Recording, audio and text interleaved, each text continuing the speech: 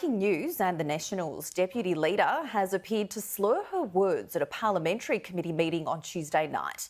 We're now to Political Editor Andrew Clennell. He joins me over the phone. Andrew, can you explain what exactly has happened here? Well, Hortensia, it is extraordinary. In the first sitting week of the Parliament, we had a former Nationals leader and former Deputy Prime Minister Barnaby Joyce found on the ground, apparently drunk. And in the second sitting week, we now have what appears to be the Nationals' deputy leader slurring her words and appearing drunk at a Parliamentary Committee session. Now, this occurred on Tuesday night. I've spoken to Perin Davey. She claims she only had 2 glasses of wine. Here is the footage concerned.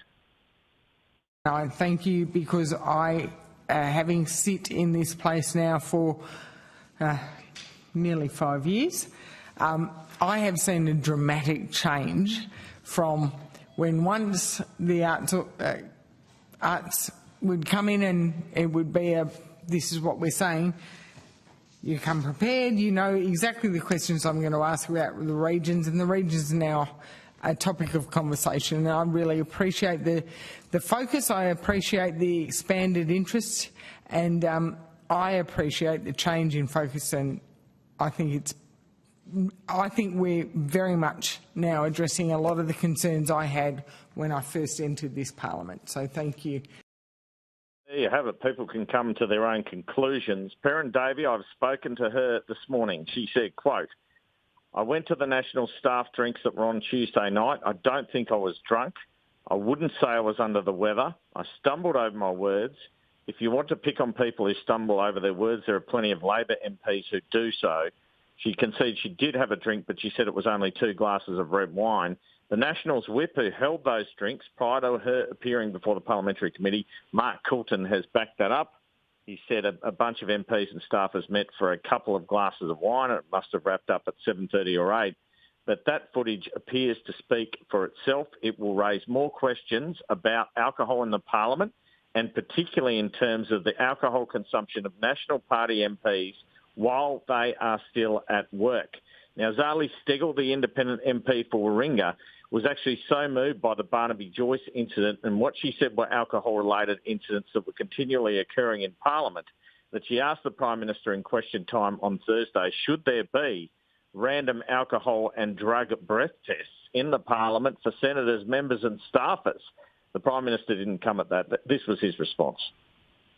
Numerous workplaces in Australia have random alcohol and drug testing to help ensure a safe and respectful working environment.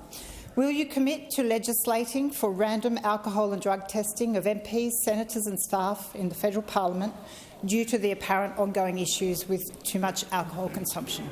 I recognise that it comes from a place of genuine concern, and there have been, of course, issues from time to time in the Parliament. But one of the things about our jobs is we're accountable. Every 3 years, at least, we go to the Australian people and we're accountable for what we say and what we do and how we act. And that is a democratic process that is appropriate.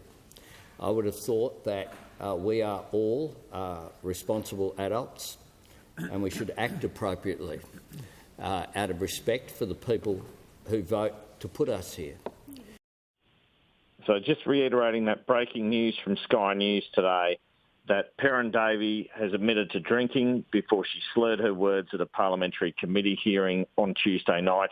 She denies she was drunk, but this will kick on the debate around alcohol and politicians, and particularly Nationals MPs, following the incident involving Barnaby Joyce last week. Andrew Clennell, thank you for the update.